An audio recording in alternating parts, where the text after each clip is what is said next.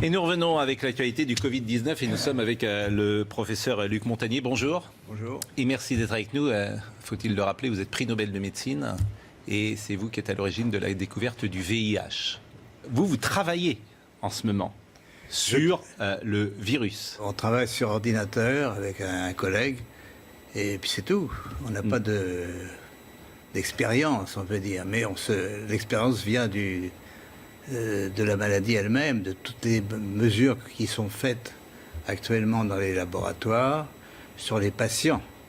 Et vous êtes arrivé à certaines conclusions.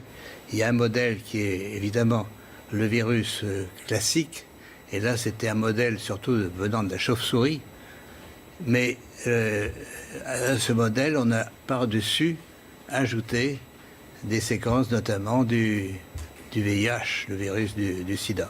Mais quand vous dites on a ajouté, qui a ajouté? Moi, je ne sais pas. Et c'est pas naturel, c'est ce que vous voulez dire? Non, ce n'est pas naturel. C'était un travail de professionnel, un travail de biologiste moléculaire.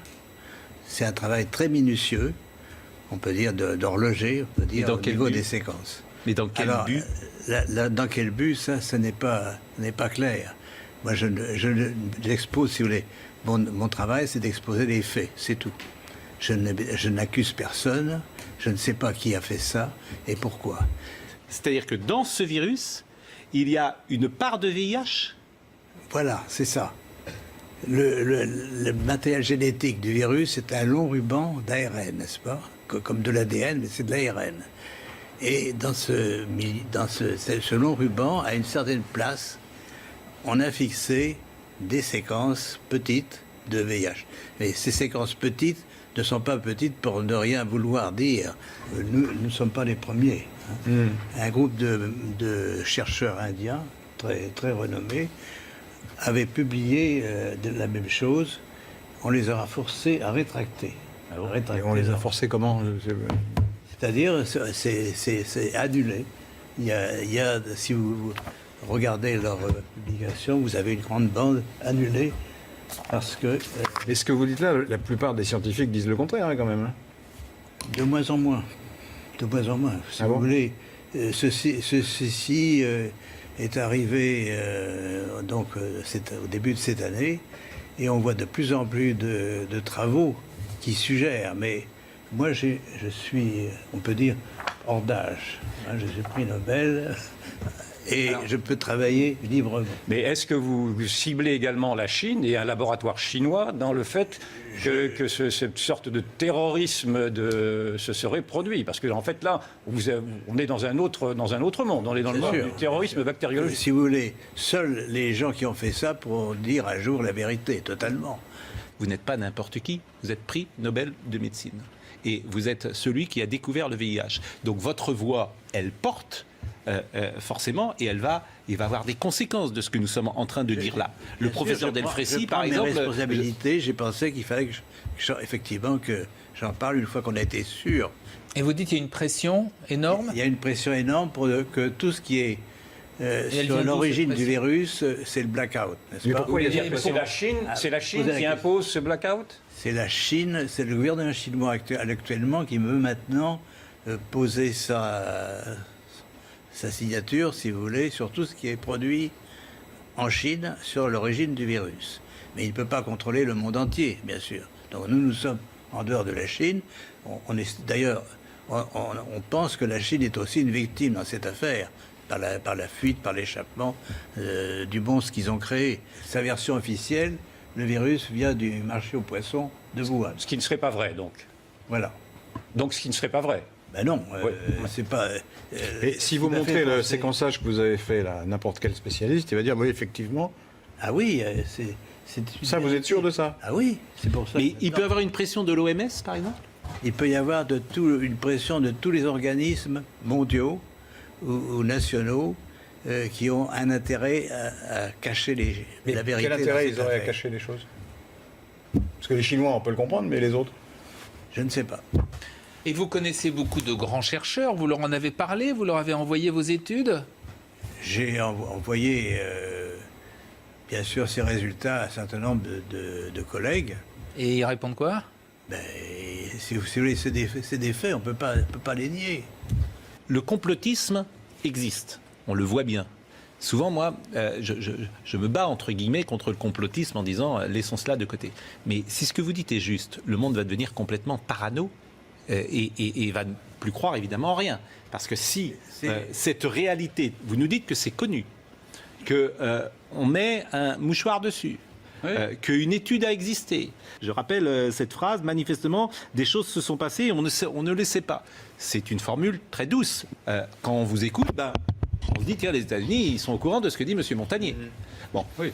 Non seulement les États-Unis sont au courant, mais ils ont financé une partie des recherches faites dans le laboratoire de Wuhan.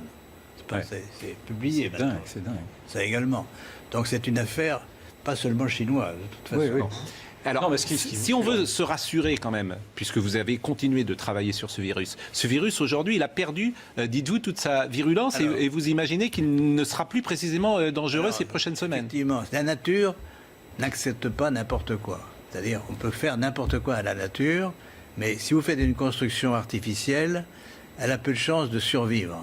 C'est-à-dire que la nature aime les choses harmonieuses et ce qui n'est pas qui n'est étranger, par exemple, un autre virus venant d'un autre virus, n'est pas bien toléré. Donc ce qui se passe au fur et à mesure qu'il y a l'épidémie qui se développe, notamment aux États-Unis où c'est le plus grand nombre de cas, il y a une évolution par des mutations, n'est-ce pas ?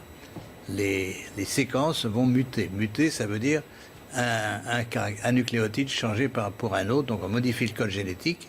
Mais ça veut dire aussi des délétions, c'est-à-dire il y a des morceaux entiers du génome, et notamment, alors ce qui est extraordinaire, c'est que justement la région qui porte les séquences VIH mute beaucoup plus vite que les autres. Donc, et même elle disparaît par délétion. Donc on a des patients dont on a isolé le virus et fait la séquence du virus dans la partie ouest des États-Unis, à Seattle, et cette séquence est presque démolie et ne marche plus.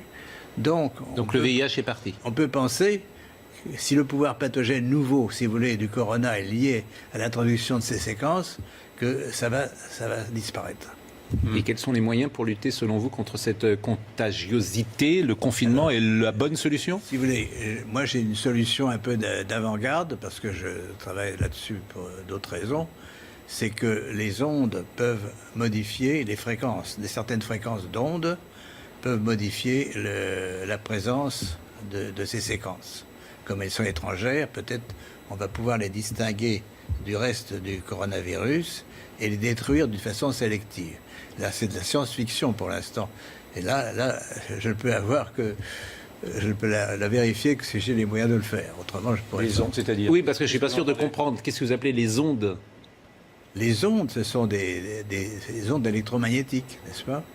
Je pense, si vous voulez, qu'on vit dans un environnement très différent de celui de nos ancêtres, et sans se rendre compte, enfin, on adore les ondes, on communique par les ondes tout le temps, n'est-ce pas? Mais il y a des projets encore de plus en plus importants pour que ces ondes soient encore plus autour de nous. Alors, je répète, et c'est un sujet à étudier, c'est pas le rôle des ondes. On a dit, par exemple, que la ville de Wuhan était très en avance pour l'installation d'antennes 5G, n'est-ce pas? Oui. 10 000 antennes sont dans cette région. Et donc, elles ont pu contribuer au pouvoir pathogène du virus. Malheureusement, on ne peut pas continuer cette discussion, mais je ne doute pas que nous pourrons la poursuivre et vous entendre de nouveau. Ce qui vous permettez, le plus important, c'est pas l'origine, si vous voulez, c'est intéressant l'origine du virus, mais c'est surtout qu'est-ce qui va se passer maintenant pour nous tous. Oui. C'est la question que je vous ai posée tout à l'heure. Je vous réponds en partie, il y a une possibilité, une lueur d'espoir que cette épidémie disparaisse parce que le virus va s'autodétruire.